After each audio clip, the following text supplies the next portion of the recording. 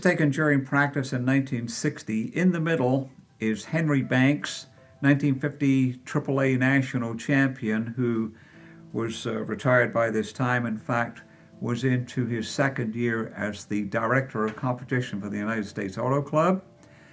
On the left with the microphone is Tom Carnegie doing public address, and on the right is Lindley Bothwell, and the car in the foreground is a Peugeot.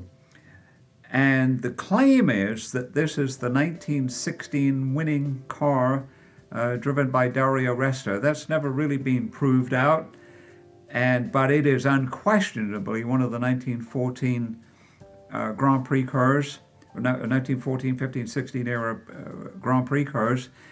And Lindley Bothwell acquired this car from Art Klein, who drove it in 1919. Art Klein drove on either side of World War I and was a colleague of Eddie Rickenbacker in World War I because he actually flew out of France as one of the American pilots in Europe.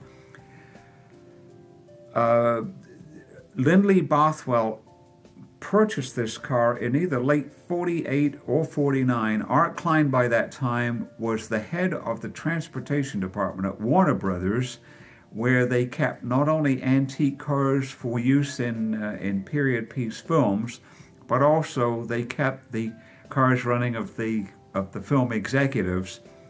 And this car sat in one corner with a tarp over it, a little side light.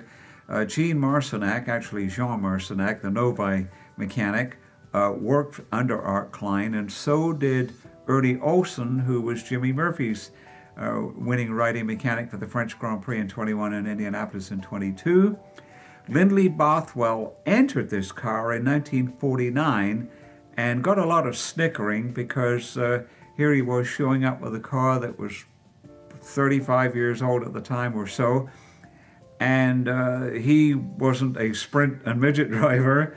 And the reason that he entered it was because it was fairly inexpensive to do. I think the entry fee at the time was $500. It might even have been $250.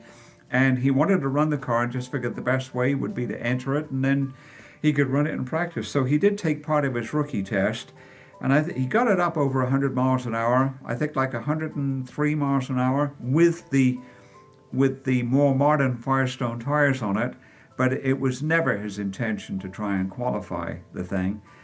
He was a very good friend of Tony Holman, a collector of antique cars, had quite a collection, not only of racing cars, but also classic passenger cars, collecting them at a time when most people didn't care, and you could get a classic car for a song that's now worth seven figures.